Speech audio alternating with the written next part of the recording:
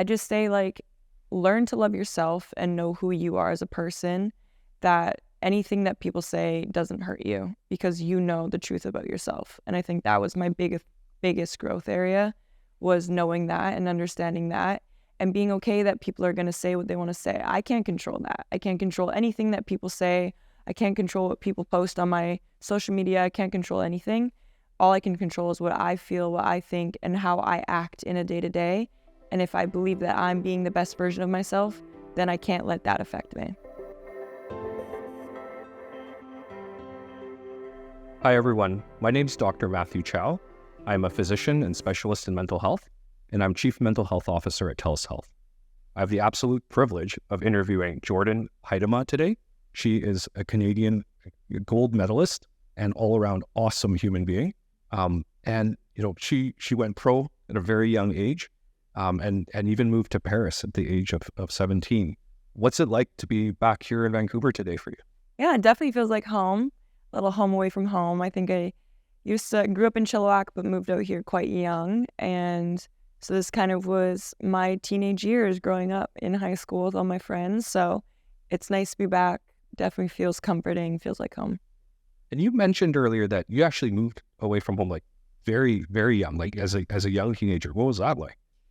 Yeah, it was tough, I think. My older brother, he moved out when he was 15, I believe. So he also went to the Whitecaps program, did the same thing that I did. So I was kind of like following in his footsteps a little bit. So he got to pave the way a little bit for me and to understand a little bit. And then I moved out when I was 14 and came out to Vancouver, started living with some billet families, was in the program for 3 years, and then decided to move to Paris and go professional. I like how that just rolls off the tongue. You just decided to move to Paris. Yeah. What was that like? Yeah, that was wild. I think at the time it had never been done. So everybody had kind of gone to university being a Canadian. There had been American women who had gone through high school and gone straight professional, but there had never been a Canadian. I think like growing up, everybody was kind of like, I will go to high school, go to university in the US, and then I'll go professional. So I think for me, the toughest decision was whether it was worth it to give up a scholarship at a US school or to go pro. And I was a little bit nervous because it'd never been done. Will it work out? All of those stuff. So like that was where the hard decision kind of came.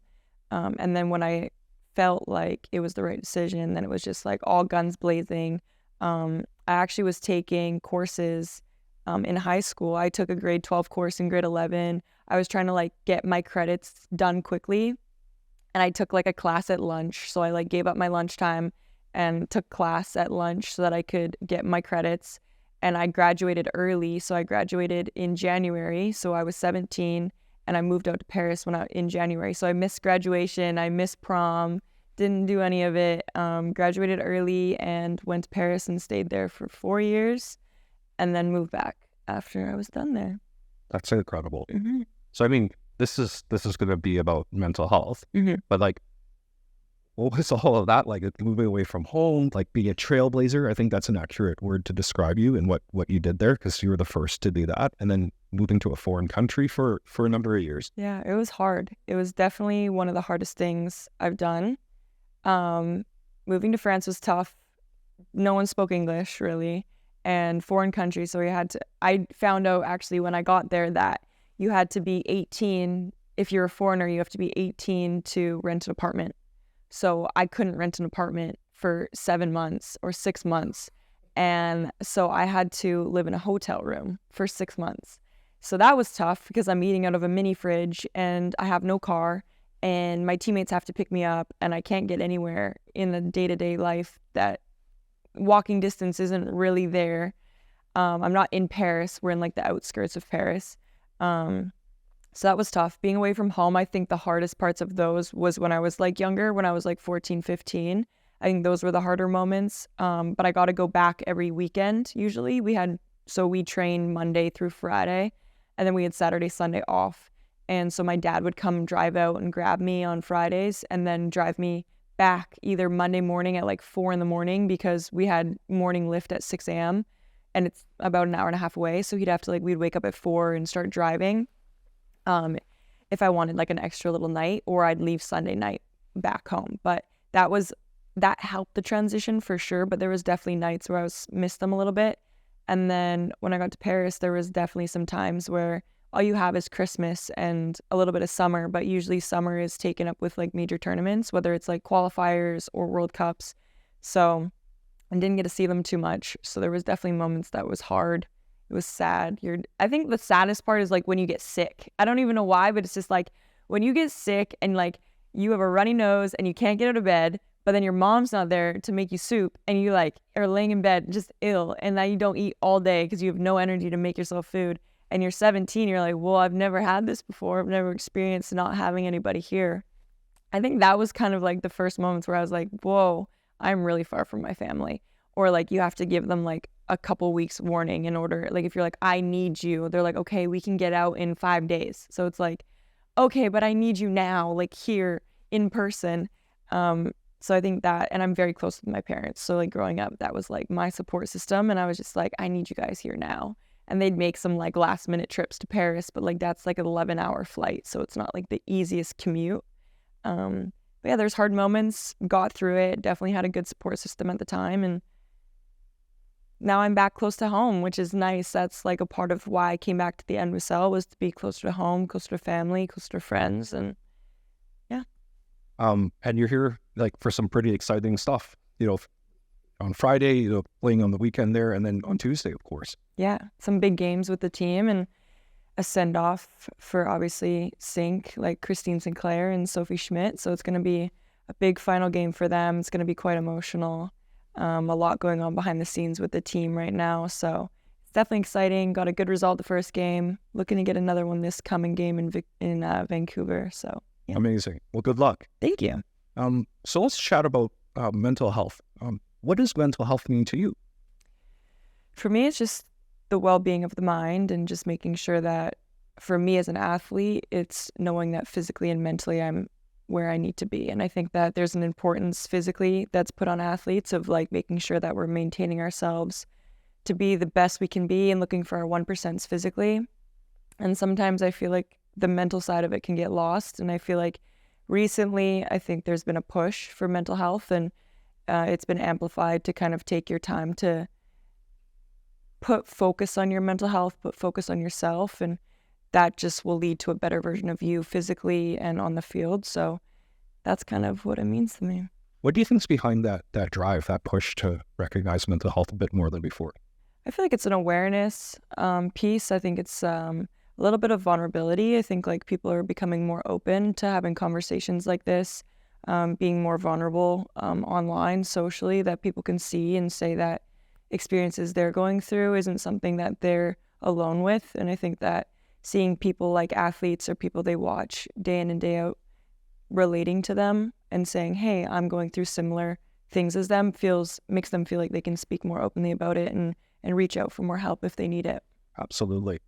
I mean, so I've been a physician practicing in this area for a long time now, and I can tell you, it used to be impossible to have a conversation like this. Yeah. Like mental health was kind of like stigmatized. People didn't talk about it. And so the fact that you're here talking to me about it is incredible. Do you have any like special routines or practices that you have in your life to maintain sort of mental well-being and mental wellness? For me, I feel like it's just kind of finding my moments. And I think like everybody has like a little self-care kind of regime. And for me, it's like finding what makes me at peace in a way. And I think everybody's so different. So it's just finding a routine for you and what works for you. I think for me, I love skincare, and I love, like, I call them like my all-in-one showers. So it's just kind of like you're doing everything, a hair mask and a bath with bubbles, and you're just kind of like treating yourself and taking time for you. And I think like cooking is one for me where it's just like really taking time to do little details. And I'll do like little stir fries, and in the carrots I'll make like little flowers out of the carrots, because it's just like putting time for me, because I'm special and I'm important for myself. So it's important to put time into me. And I think those little moments kind of keep me at ease and peaceful throughout the day, and kind of finding those pockets of peace is what kind of keeps me level-headed. I have to admit, I didn't think that skincare would be part of the answer, but I think that just illustrates it is different for everyone, isn't it? right? Like I've heard some people say like going for a run helps. Some people have said meditation helps.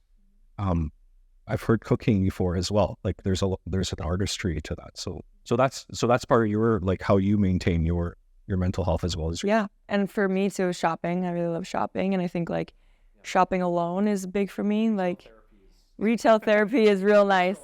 And for me too, it's like, I feel like there's certain times of days that I like to go. Like I don't like to go when it's too busy. I like when it's like very calm. I'm by myself. I can kind of like take my time to do whatever I want to do with it. So little things like that. I have also tried meditation. I enjoy it to find those moments throughout the day too. Little things like that. But it's, yeah, like you said, it's different for everybody. It looks differently for everybody. And something that works for somebody might not work at all for you. And so you kind of just have to find your individualized personal way to make yourself feel good. Yeah, that's an important message, right? And it's different for different people, and that people should spend the time on themselves. It's important. How do you know when your mental health is like under pressure? You know, when things are harder. How can you tell? I think I can feel it. I think like things start speeding up a lot, even if they're not. I think like for me, my brain moves a million miles a second, even if my body isn't. And I still feel like I'm overthinking or, I don't know, overstimulated in a way. And I can start feeling that. And then I just need to step away from whatever environment I am in and kind of like go back to like my safe space, whether it's with loved ones, with significant others, just like feeling good and feeling calm and kind of just like relaxing myself back down.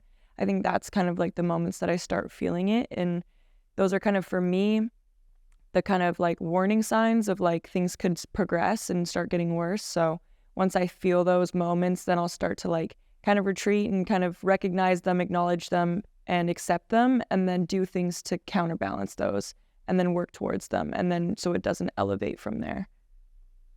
So I read this statistic the other day, which was alarming. I don't know if you've seen this before, but it said that like upwards of 40% of pro athletes have experienced like anxiety or depression at some point. Like, does that surprise you or not surprise you? I don't think it surprises me. I think there's a lot that athletes go through that not a lot of people see. I think athletes understand athletes for that exact reason. I definitely think the sport in general and like has been glamorized to be like so beautiful and perfect, and all you do is play a sport and then you go home and rest the rest of the day and you don't do anything with your life, and like it's so easy and you're making a lot of money. For a lot of people that's not the case, and I think like that's another one, is that it's been kind of glamorized in social media, and there's a lot of girls that I know that have to work a second job because they're not even making enough money. And so like just those added stresses, and then you have to do film and meetings with your teams all the time, and then you're trying to balance a different life. So I think it doesn't surprise me. I think there's a lot of work, and I think that there's a lot of difficulties that come through sport. I mean, even for me, I didn't make the Olympic team a few years ago, and I was an alternate, which is kind of like a player that is, there's a squad and then there's 4 alternates, and then in the Olympics they actually extended it so everybody was a part of the same roster, and so I was able to actually rotate into the squad and play a little bit, but that was very difficult for me. And so little things like that, I think a lot of athletes go through, like cuts and trying to push yourself to the next level and maybe feeling like you're not quite there, or being disappointed in yourself, or coaches being disappointed in you, and then you get down on yourself. So I think there's a lot of mental in sport, more than people recognize. How do you deal with that self-doubt? It sounds like every pro athlete goes through it at some point. Yeah, self-doubt is a tough one. I don't think that there's a simple answer to that one. I think, again, it's very different for different people, and people are still solving it. I'm still solving it. I still encounter self-doubt. There's, I can't say that I've gone without that for my whole life. I have had self-doubt. So, hey, if you got the answer, shoot it my way. It's interesting, right? Like you're an Olympian, and you're saying that you experienced self-doubt. I went to medical school with an Olympic athlete as well, like a medalist from the Sydney Olympic Games, and same thing, right? Like still had self-doubts, but found ways to get through that. There's definitely moments, I think it's like that as an athlete, you feel good, and then you're having a spell where you're not performing as what you're used to. And then it's, how do you get out of that? How do you push yourself to feel prepared so that every day you step on the field knowing that everything you did off the field has prepared you for that day. And so you can start feeling better and better and building your confidence, having good performances, feeling more confident, little things like that. But as an athlete, it's always going to be highs and lows. And that's just a part of the sport. And that's why the highs feel so good, is because you've encountered lows, you've encountered losses, you've encountered making it to the finals but losing. So that's why winning feels so good. Yeah. Well, just before we started chatting, we were describing like a day in the life, right? Like even this weekend, you were playing in the like pouring rain. It was like wild weather this weekend in Langford. And then you had to like take a ferry here, and then you had a team meeting on the weekend. You know, when other people are taking a break on the weekend, you're like working. Yeah. And then you're like driving here to talk, right? So that sounds like... Yeah, I think in sports, I don't think we see a weekend. It's not like weekday, weekend at all. I don't, like when people say, oh, what day of the week it is, I have no idea. Like it's either training day, it's game day, or it's off day. And that's it. That's all I know. So yeah, Saturday, Sunday, Monday are all the same days to me. There's no weekends, there's no weekdays. It's, am I prepping for my game? Is it game day, or is it my rest and recovery day? And that's it. Yeah. And I think, you know, that's important for people to know about that, right? Like that there's a glamorous part of sport, and then there's the day-to-day, which is important too, but it's the part that people don't see. Can you tell us about a time in your life that, you know, was particularly tough, and like maybe give the audience some ideas about how that was for you, and how you coped with it, how you got through it? No, I think I mentioned it a little bit before, but the Olympic squad was definitely the most difficult thing I've gone through in my career, for sure. I think for me, you're wanting to make those big squads, you're wanting to make the World Cup rosters, you want to make the Olympic rosters. Those are like, as an athlete with your national team, those are your dreams, those are your goals. So to work your whole life and then be cut in the last second, or to not make it by one player or whatever it is, it crushes you a little bit. And for me, it was at first when I had the conversation with my coach about it, she had said, yeah, you haven't been selected to be a part of the 18, but I do want you to come as one of the 4 alternates. And for me, it was tough. And I think I had multiple conversations with teammates, loved ones. I was unsure if I even wanted to be an alternate, like to kind of watch what I wanted to be doing, but I couldn't, because at the time, alternates, the roster couldn't rotate unless someone got injured. You're not in. So for me, I had imagined myself going through all the way through the Olympics, training with this squad, and then every game day being in the stands and just watching what I had always dreamed of. So that was always so hard. And so I just had so many conversations and was just trying to decide of what I wanted to do. And at the end of the day, I am not the type of person that puts myself before the team ever. And I wasn't going to do that in this moment either. And the team needed me to be there, to be a training player, to support them, to give them the best version of me that they needed. So at the end of the day, that was my decision. So I said, I'm going to be the best training player. I'm going to give you the best pictures. I'm going to be the best Germany. I'm going to be the best Brazil. I'm going to be the best whatever you need me to be. I'll be the best of that so that you guys can succeed and be the best you. And then the universe gave me a little gift, and the squads were able to rotate. So the 18, you could switch it every time. You always had to have 4 in the stands still, but you could rotate the 18. And I worked because I was like, I will be a part of that 18. If I have to die, I will do this. Like, that was my goal. I knew as soon as that was announced, I was like, I will be in that 18. If the gold medal happens and the gold medal game happens, I will be in it, and I will be playing for this team in that 18. So I think for me, that was hard. And there was obviously so much self-doubt because a whole group of coaches just said I wasn't good enough to be there on that 18. So I was just like, maybe I'm not good enough. So you're going through that at the beginning. And then you just keep working, and then you kind of see that you are good enough, and you believe in yourself. And even if no one else does, you do. So you're going to make it.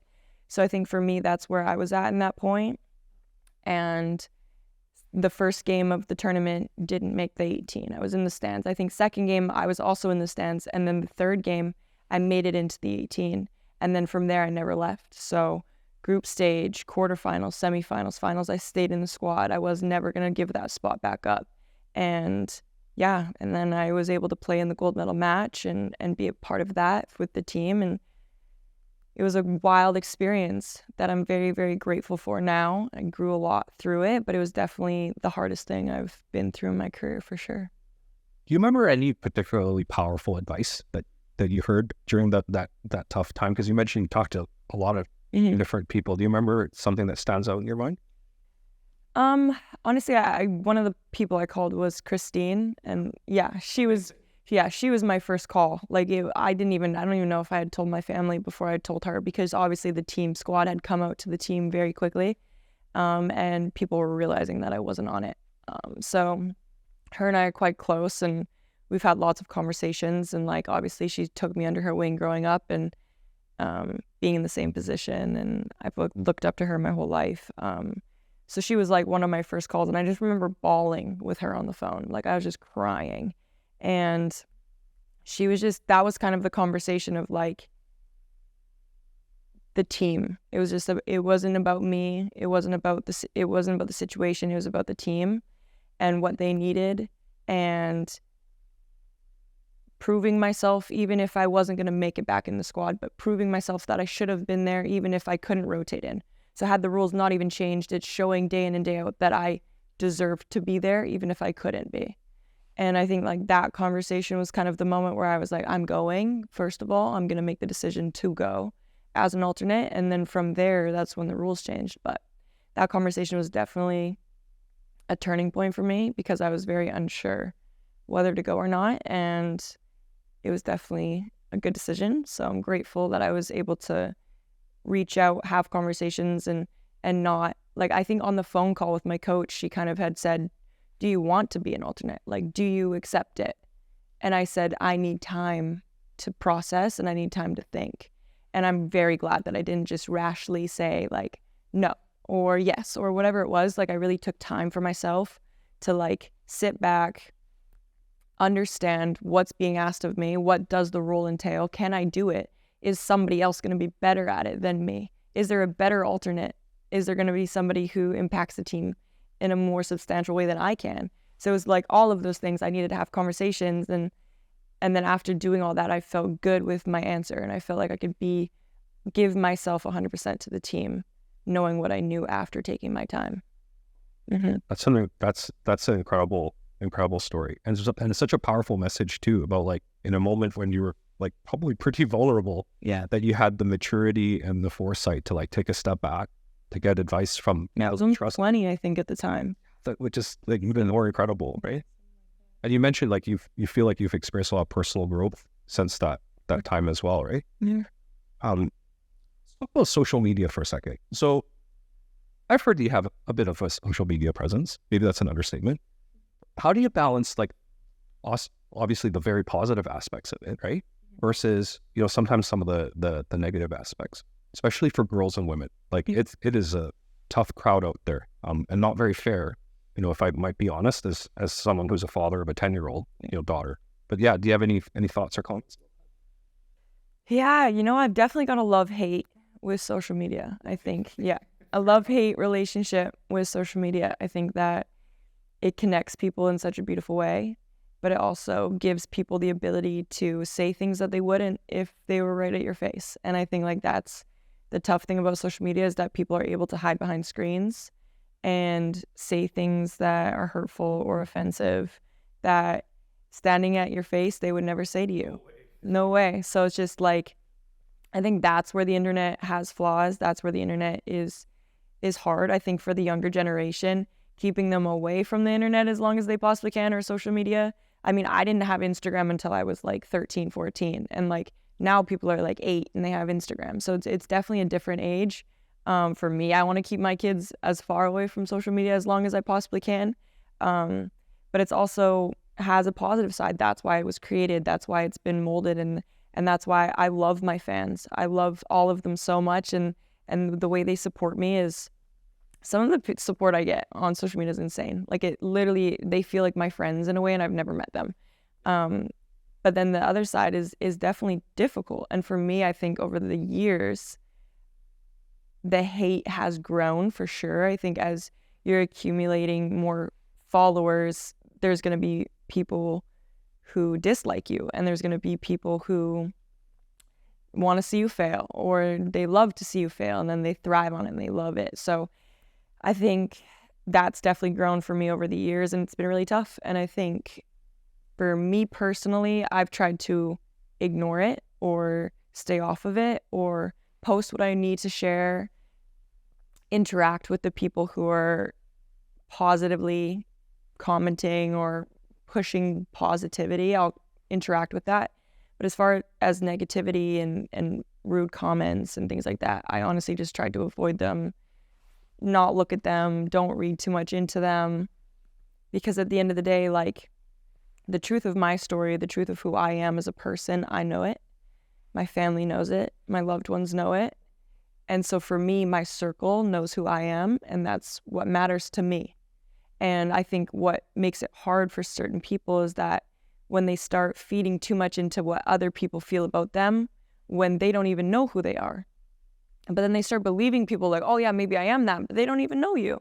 So it's just like, for me, that's where I've tried to draw a bubble of my loved ones know who I am, I know who I am, and that's it. And so anything from the outside, anybody making comments of people who don't know me, who've never spoken to me, they're making aggressive or negative comments towards me. I can't let that affect me because you don't know who I am, so it's hard, and it still affects me. I'm not saying I'm perfect at it.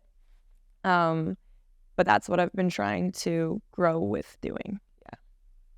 Do you have advice for like young women who are on social media? I mean, you mentioned like your kids, you'll keep them away from social media as long as possible. And you know what? As a physician, I sometimes actually like prescribe that. I recommend that to people, like social media cleanse, like delete the apps off your phone, get off, like, because it's like dragging you down. But do you have any advice for people who are dealing with this? Like either like young girls and women, people that are in sports, like the people that have to, that encounter this. Like, do you have any advice for them?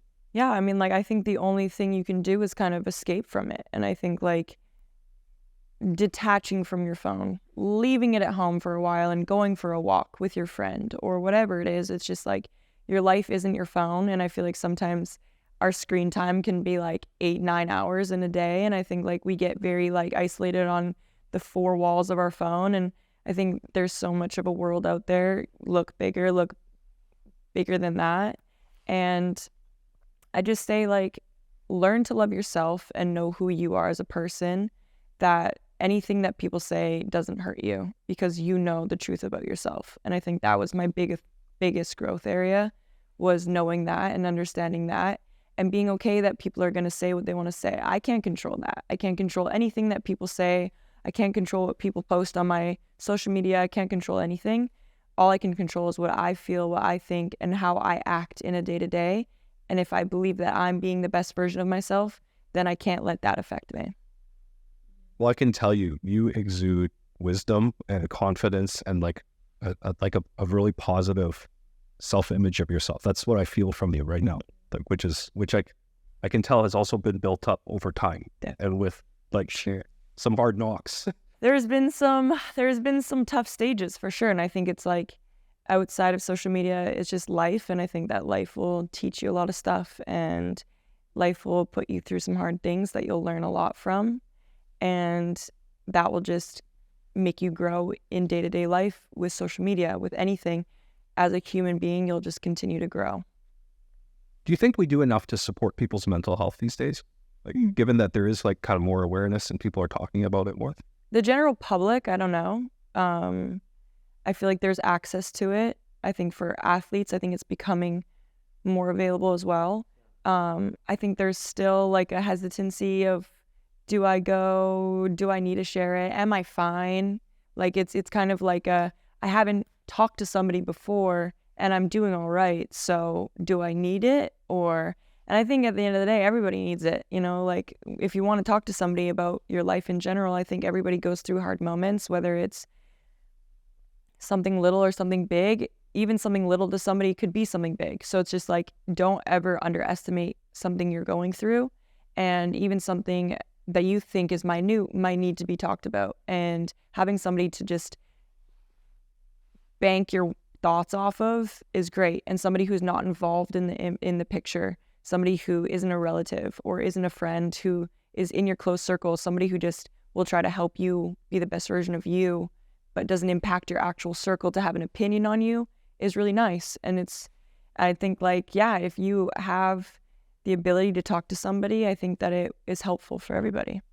I love what you shared about this because, you know, as a mental health physician, what I often find is people wait until they're like really, really like dire straits, broken, right? Like, or like have a mental, like bona fide mental illness before they're reaching out. And it's like, no, like you can get help soon. Yeah, it's preventable. You can get help sooner. It doesn't always have to be about like treatment. Sometimes just like getting some coaching, some therapy is helpful for folks. For sure. My team has definitely like so I play for the OL Reign in Seattle. And I think that team especially has normalized it 1,000%. Like we'll be out on a day off and we'll be at the beach and there'll be two of the players being like, I need to get back, guys. I got therapy at 4. And the other one's like, I got therapy at 5. So let's go, you know? So it's just like, it's very talked about. It's very normalized, which I've appreciated. And like, that's new for me too. You know, I used to be in France where it's not as talked about versus in the US. I feel like it's being talked about more, being normalized more. But I loved it because it's just like, it doesn't mean something is wrong with you. It doesn't mean that like you're off or that, like it doesn't mean something's wrong with you. It means that you're just trying to improve yourself. You're trying to have the best version of you. And I think like that's the important piece, or you're just trying to make your life better. It doesn't mean that. Yeah. So I think that's the important piece from it too. It's something I've learned over time too, but it's definitely becoming normalized within the soccer community, which is amazing. And I think more and more people are saying that, hey, we need a full-time therapist with the team, or we need a full-time mental coach with the team. And I think like that's been a big request from all players. They're all asking for that. Yeah, I'm seeing that's becoming more common now, having a team psychologist or a team therapist. For sure. But that story that you shared is going to stick in my mind. Interrupting the day at the beach to get back to a therapy appointment. Yeah, we were literally like planning the day around it. Like we were like heading to the beach and we're like, okay, what time do we have to leave with the car? Because we're all like one unit. Because like as when you're away on road trips, they only give you like 3 cars or something. So like a whole group of like 8 of us went out to the beach, and then we're like, okay. And then 2 of them were like, we gotta leave at 3 because I gotta be back by 4 for my therapy session. And then they're like, well, maybe I could push it. No, I don't want to push it. So yeah, we gotta be back. So yeah, we literally planned days around it. And like everybody's like, okay, you got therapy at 4? We're back at 4. Like all 8 people were like on it. And we're like, oh, come on. No one's like, oh, come on, stay at the beach. Like it's our one day off. Everyone's like, you got therapy at 4? We'll be back at 3:50. Like that's the kind of attitude, which is really nice. There's something very beautiful about that because you care about each other to that so much, extent. 100%. That it doesn't matter if you had an envision of what your day looked like, or you thought you were going to be on the beach until 6. As soon as that person said they needed something at 4, you were like, I don't care what I had thought of the day. That's the plan, and that's where we're all going. And it goes back actually to something you said earlier about like investing in yourself. Like actually taking care of yourself and like putting like your 100% commitment into that and valuing it, because it is important. Mm-hmm. It's cool to hear that your team does that for each other too. Any final thoughts about mental health? Like if there was like one thing that you wanted to share with the audience about mental health, some insight that you had or something that you've learned, what might that be? I just say don't underestimate it. I think like it can change you as a person. Like if you're going through something, if you're anxious, if you're depressed, if you're anything, if you're going through something, it's important, and it can drag you down as a person and like stop life in its tracks just because your mind isn't where it needs to be. So I think like the importance of it is just huge, and don't underestimate it for sure. Amazing advice. Thank you so much, Jordyn. You are, like I said, an amazing person, a hero to many. And as a parent to a young daughter, I think I'm going to take some of your advice about social media and share that with my children. So thank you so much. It's been an absolute privilege, and hope you've all learned something about mental health.